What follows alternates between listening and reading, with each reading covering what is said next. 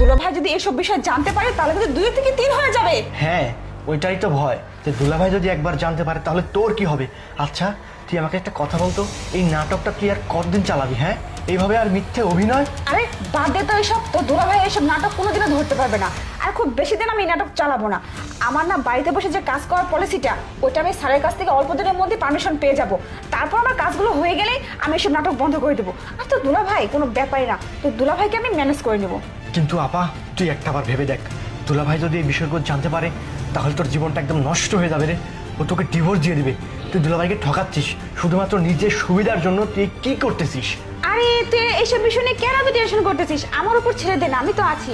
তো দুলাভাই কিচ্ছু জানতে পারবে না এসব বিষয়ে। তো দুলাভাই আসার আগে আমি এসব জিনিস মানে সব ম্যানেজ করি, আবার চলে যাওয়ার পরে আমি এসব জিনিস খুলে ফেলে দিয়ে আমি আমার কাজ করি। এসব বিষয়ে তুই টেনশন করিস না। তো শোন, খাবার কিছু বানাচ্ছিস কি? না, আমি কোনো খাবার টাবার বানাইনি। আচ্ছা ঠিক আছে, কোনো টেনশন করিস না। আমি বরঞ্চ তোর আর আমার জন্য খাবার রেডি করি, তারপর দুজন মিলে মজা করে বসে খাবো, ঠিক আছে? কি শুধু ভিডিও দেখলেই হবে? আমাদের নিজস্ব তত্ত্বাবধানে তৈরি অরিজিনাল হলুদ মরিচের গুঁড়ো পেতে আজই যোগাযোগ করুন কৃষক বাড়ি। তুই একটু দাঁড়া। আচ্ছা শোন, তুই কি খাবি বলতো? কাচ্চি বিরিয়ানি। আরে তুমি কখন আসলে? আমি অনেক আগেই আসছি, এসে তোমার এসব নাটক সব কিছু দেখলাম।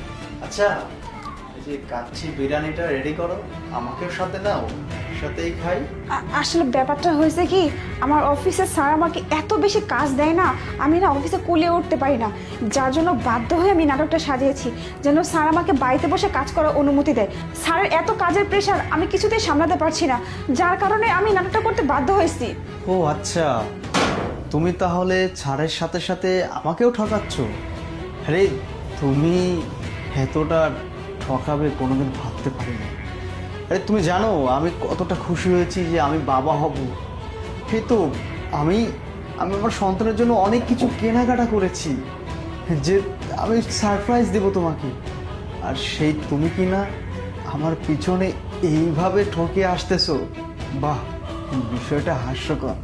হ্যাঁ, যাকে অন্ধের মতো বিশ্বাস করি সে কিনা আমার সাথে প্রতারণা করতেছে।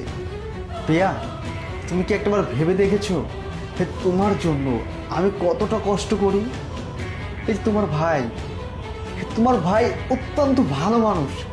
সে চাইলে কিন্তু পারতো তোমাকে বলে দিতে, কিন্তু সে যখন আমার সাথে অন্যায় হচ্ছে প্রতিনিয়ত, সে আর নিজেকে বোঝ দিতে পারছে না, তাই তো আমাকে সবকিছু বলে দিয়েছে।